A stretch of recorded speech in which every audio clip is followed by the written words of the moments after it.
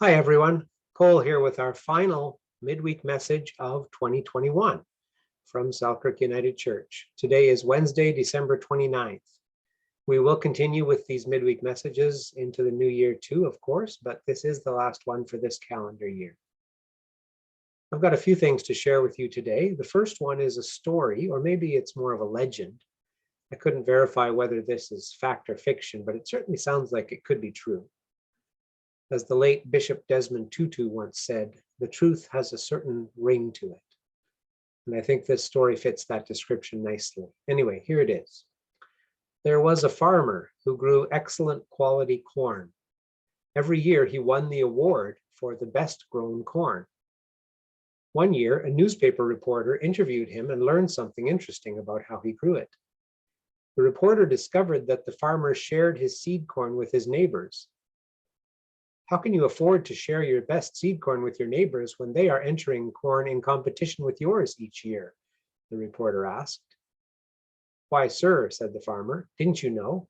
The wind picks up pollen from the ripening corn and swirls it from field to field. If my neighbors grow inferior corn, cross-pollination will steadily degrade the quality of my corn. If I am to grow good corn, I must help my neighbors grow good corn. So it is with our lives. Those who want to live meaningfully and well must help enrich the lives of others, for the value of a life is measured by the other lives it touches.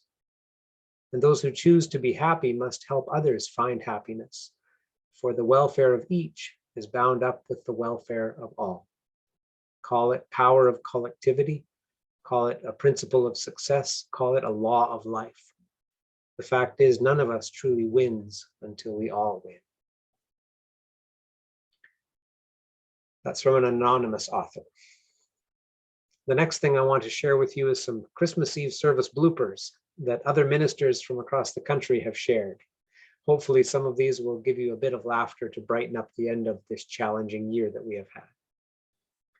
One minister was recording live for their service. They almost knocked over one of the Advent candles, but caught it just in time. A few moments later, they noticed their throat was getting very dry and they needed to lead the singing, so they took a quick drink from the communion cup right on camera in front of everyone and carried on as if nothing had happened. Another minister says that he tried lighting one of those little battery-operated tea lights with a barbecue lighter. He reports that the little plastic tea lights don't react very well to actual flame. Good to know.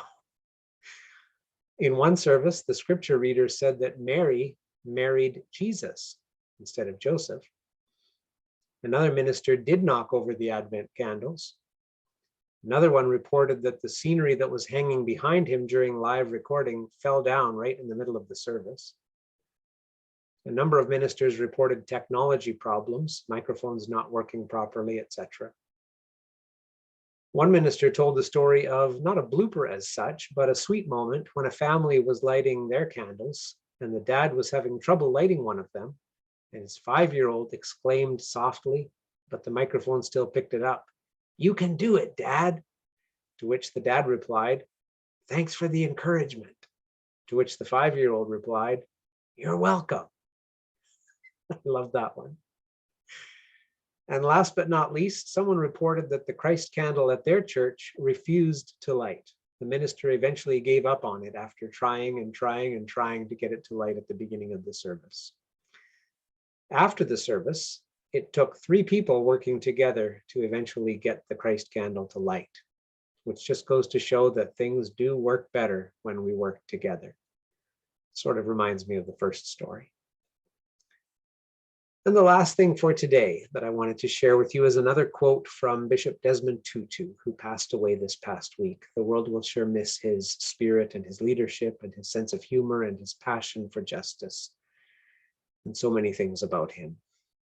Tutu once said, "There comes a point where we need to stop just pulling people out of the river. We need to go upstream and find out why they're falling in." Sounds like the work that we are all called to do, not just to put band-aids on all the problems we see around us, but to keep working at discovering the source, solving the problems there, working for justice and equality and all those things that Jesus taught his followers and still calls his followers to be about in our day-to-day living. So let's keep on as we move from one year to another. Let's keep on following that call of Jesus in our lives to love and serve others, to seek justice and resist evil, and to bring hope and peace and joy to this world and all its people. Thank you all for bearing with us through this year that has been, and for finding ways to continue working together. God is with us still, and in that we have hope for today and hope for the future too. Thanks for tuning in today, and I will see you next year, next week. God bless.